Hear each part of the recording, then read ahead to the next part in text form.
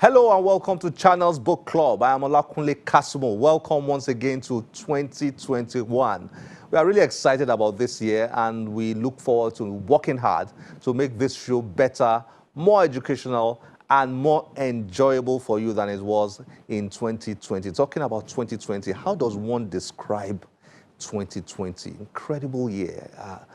How will 2020 go down in human history? The year of COVID-19, many people will say and write, I guess. But thank God we're alive and we're here today. If you have not been with us on our social media platforms, please do. They are displayed on your screen. Beyond here, we engage our social media followers on Twitter, Instagram, and Facebook particularly. It's amazing what you can do with this now. I mean, all of us have at least one of this that we carry all around. So you can engage us on Twitter, on Instagram, on Facebook, using your phone or your tablet or laptop or any other device that you have. We didn't have this in the 1990s. Every time I look at it, I just remember those days when you had these phones you dial and then hello and then but it's amazing what this has done for us now. Now, on our social media platforms, we share events, new book announcements, news, photos, and plenty of other interesting things. We also receive and respond to inquiries through those platforms. So please get involved with the show more on social media this year. We look forward to having you there. Now, coming up today is a chat with an author who has written a book about planning and execution of plans. What better conversation for the start of a new year? Have you written your plans for 2021? Do you have the habit of planning? It's very important. Get yourself a journal, get yourself a notebook or something, and have time with yourself. Many of us don't have time with ourselves. We have time with the entire world, with our loved ones, with our family, with our friends, with our employers, employees, but we don't have time with ourselves. So that quiet period with ourselves is very expedient. That's when you think about your life, you think about the vision, the future of your life, your future, your dreams, and then your plans, and then you write them down. Well, this is what our author talks about in her book, and she joins us to discuss this. We'll also be showing you 2 event reports and a meeting with an accomplished public servant who has a passion for reading. But let's get the show started with Dr. Faith Obafemi. She's a vet doctor, a career life coach, and the founder of the Boosts from Faith, BFF, Academy, which is a coaching outfit dedicated to equipping teenagers and adults with the tools for finding fulfillment in their careers. Dr. Faith is also an emotional intelligence and anger management certified coach, among other things. She joined us via Skype to discuss her book and also about planning and execution of plans. Enjoy this.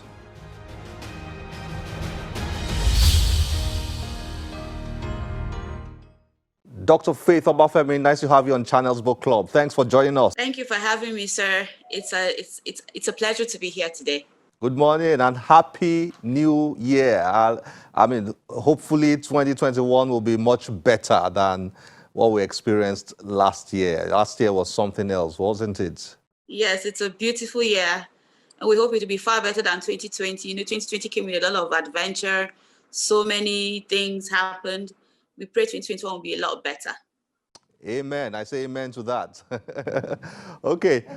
So you've got this new book about planning, effective planning and execution that is out. And I find it very exciting, particularly as, a new year begins. Tell us about it. Okay. It was published last year in 2020, amazingly during the COVID lockdown. Although I had started writing it before then. I am a lecturer and I've been lecturing since 2008 in a Nigerian university. And within the period of those years, I've come to realize that planning is an issue for everybody, really. You can't restrict it to an age group. Yeah. The younger one, teenagers, young adults, and even adults have issues with planning. So I came to realize that people are in university, they don't even understand why they're there. They don't really comprehend what they're studying. Most are studying what they're doing because of their parents or influence. And then when they finish, they don't know where to go from there. They're confused. I've met people with masters, even PhD from abroad, and they're really not enjoying what they're doing.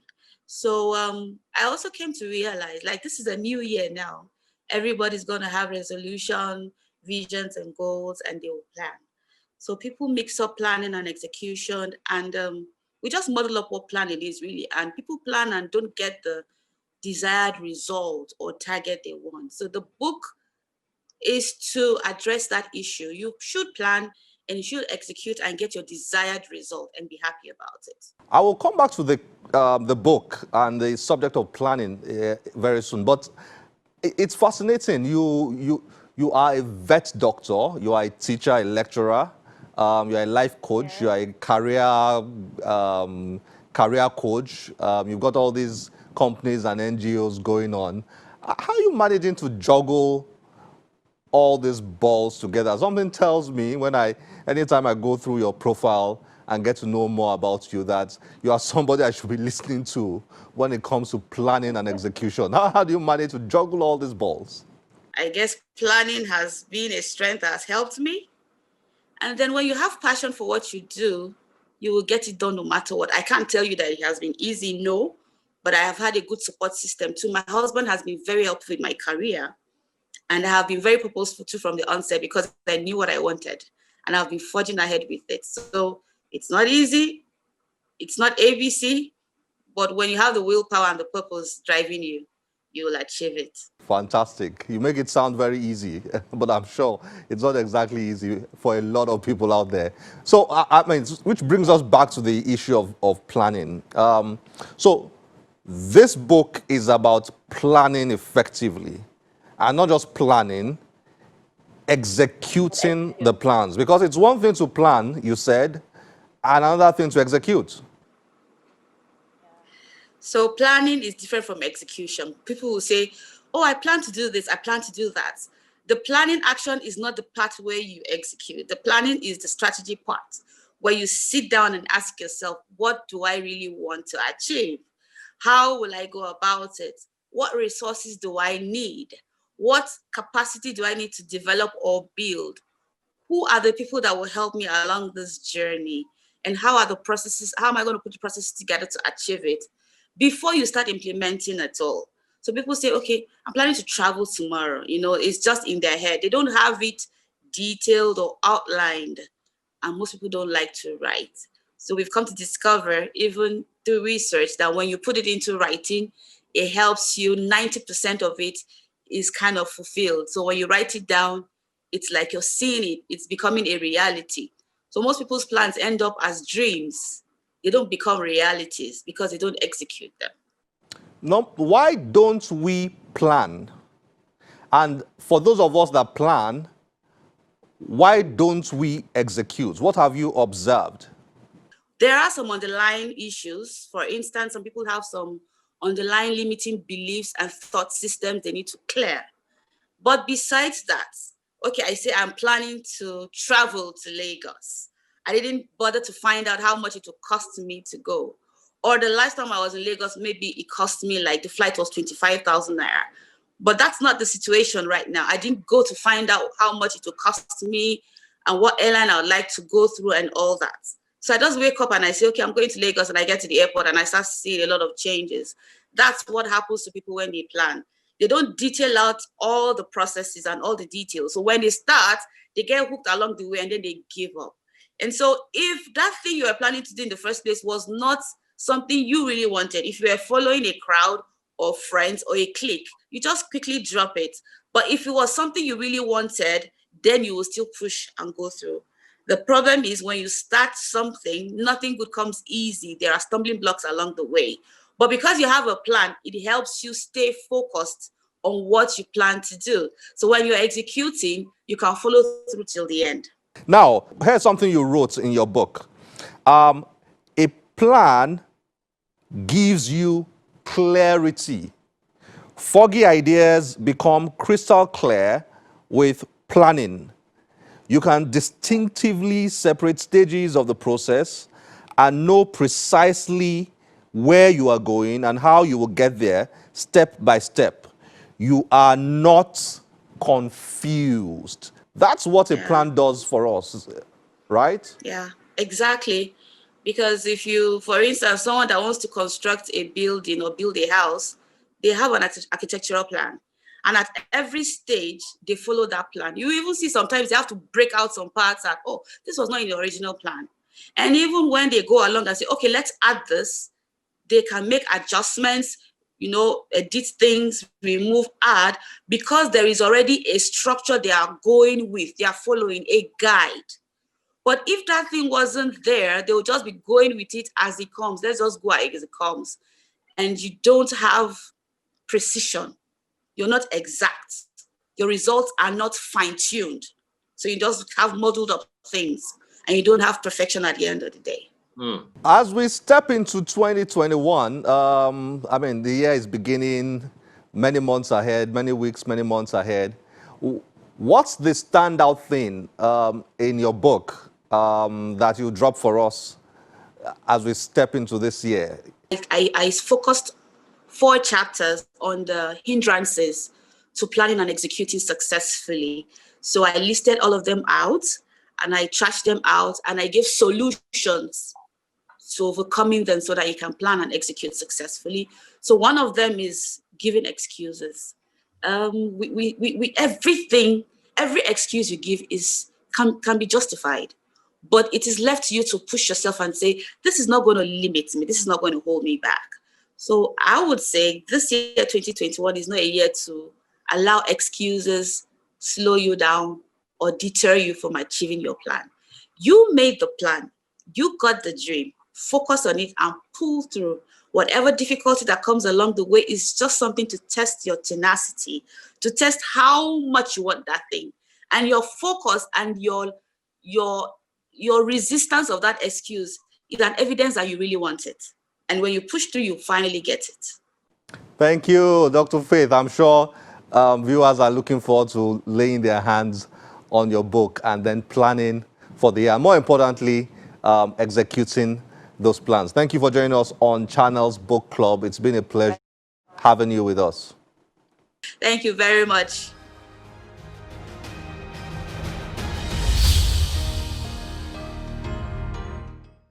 Obviously, planning is really important for everyone. Let's start practicing it. And it's not just at the individual level, corporate level, organizations, and of course, at a national level. We need to be a lot better at planning. But not just planning, executing the plans, which is very, very important. The readership promotion campaign of the National Library of Nigeria continues. The effort is the first of its kind in Nigeria. I certainly can't recall any public institution embarking on a project like this, trying to get everybody reading. The aim of this campaign is to get all Nigerians reading. It's really commendable. Now, so courtesy of the National Library, we have hosted a few celebrated personalities on this show to share their thoughts and experiences on reading. Joining us today is a man who has served the Nigerian public for many years and still retains a passion for reading and books, a passion he developed since childhood. Enjoy this.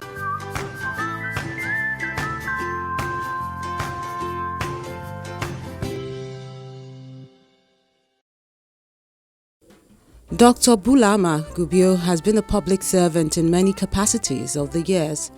He has served as the chairman of the Borno State Civil Service Commission, a permanent secretary in many ministries, a teacher, principal, acting provost, local government sole administrator, and chairman of many public sector committees. But one thing special about him is a passion for knowledge and education, which finds expression in a love for books. Dr. Gubio has over 35,000 books in his collection, and they have likely influenced his view on the role reading and writing have played in modern civilization. Human civilization has reading and writing as its backbone. Since the creation of time, mankind developed the world, and all the successes in development, in innovations, in inventions were based on reading and writing. And unless you read and write, you will never learn. All of us, all the celebrated scholars, those who left indelible marks in the sands of time through writings, research, and publications, did a lot of reading and writing. Many writers have inspirational role models across the world. For some, their influence have spanned centuries, touching countless people through their writings, people they've never met physically. For Dr. Gubio, there is a basis for such far-reaching impact. You learn how to play politics, you learn how to run the economy, you learn how to run government, you learn so many things through books and then through practical demonstration by those who teach you. So we will never replace books. So for us, if you take a look at what is happening now, nowadays younger generations are celebrating so many people. They are celebrating Shakespeare, celebrating James Hadley, celebrating those who African Writers Series, Professor Wale Soyinka, Professor Chinua Achebe, this and that. These people did not know what is called computer. But up to this moment and up to the end of time, they will be celebrated worldwide because of their prowess in reading and writing. And people gain knowledge from their researches, from their writings, and people gain knowledge through the teachings of who are dedicated to the world. Even religion, an area of life important to many people in Nigeria, offers pointers to the expediency of reading and writing. In every religion, reading is the first. All the prophets who brought religion, for those who believe in religion, what they did was to teach. What they did was to read, ask people to read, to write. In Islam, the first word revealed to our prophet by God was Iqra, read. You have to read the Holy Quran, you have to read the Bible, you have to read the Zabura, you have to read all the books of religion to become a religious person. You cannot be a pope, you cannot be a reverend, you cannot be an imam or sheikh without reading. Any hope for the generation almost completely given to electronic gadgets? The younger generations find electronics very fashionable because most of the materials they find in the electronics they are holding is not learning materials but entertaining materials. They are being entertained through so many other things in the piece of material they are holding. They are not acquiring real knowledge. They are only watching football and all this and that. But when it comes to acquiring real knowledge which will benefit mankind, you have to read, you have to write, you have to refer. For example, if you take a textbook now, while you are reading and you meet a particular word and you are not comfortable with it, that author will explain the word to you somewhere. What he calls it definitions. Or you go to the bibliography, or you go to the index. In computer, you cannot do that.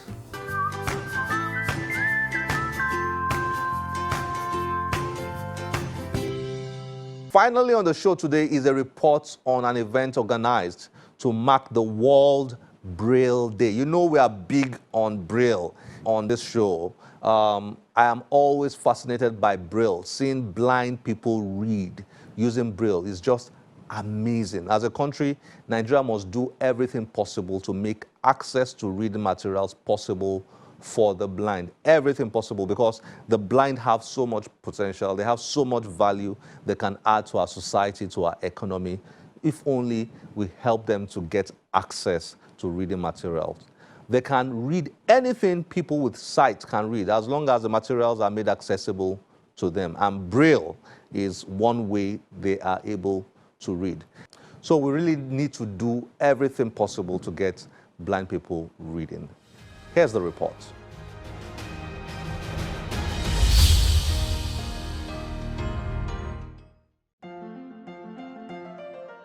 Braille is knowledge and knowledge is power. A popular quote by Louis Braille, the man who invented Braille, a tactile writing system used by people who are visually impaired. Every year, the World Braille Day is celebrated in honor of Louis Braille.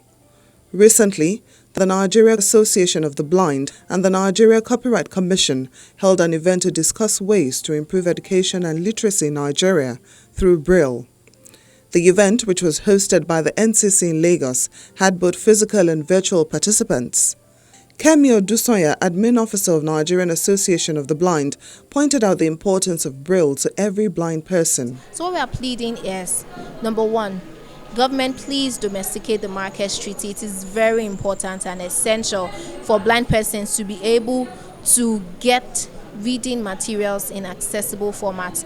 This would go down to the publishers, those that are publishing the book, to make sure that the books are made in accessible formats and even easy when it comes to finance to purchase. And it can go a long way for persons who cannot see or blind persons or visually impaired persons to be able to be educated, which encourages literacy, reading culture in Nigeria. And before you know, like they say, education is the key. It is very important. It will definitely scale up the reading culture for persons with visual impairment. The Director General of the NCC, John Asim, who participated virtually, highlighted the Nigerian Copyright Commission and the federal government's determination to ensure Braille is accessible to everyone. He thanked those who have made reading materials accessible to the blind to ensure they are not deprived of reading opportunities and literacy. Head of Education Committee of Nigerian Association of the Blind, David Okon, spoke about how Braille has developed technologically, therefore leaving no more excuses for lack of access to information. Some of the books that we have in some of our English-speaking friends' countries can be transferred without legal barriers. And so we say to our government, hasten up. The commission has been partnering with them.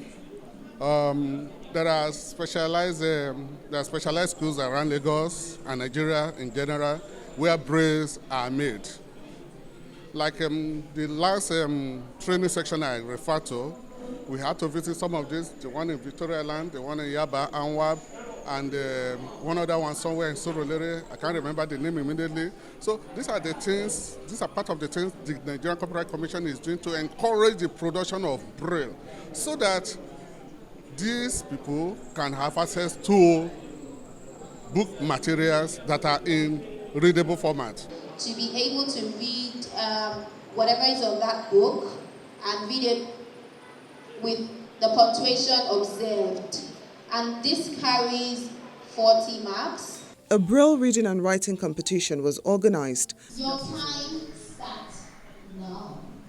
Okonkwo did not have the start in the life which many young men usually had. Nwokocha Agbadi was a very wealthy local chief. He was a great wrestler and was glib and gifted in oratory. His speeches were highly spiced with sharp anecdotes. Boarding poets recited as a result of the competition was being awaited. Now I can write, even without my sight. My disability I fight. Now I know my future is bright. Thanks to his book. Yeah. A round of applause for me.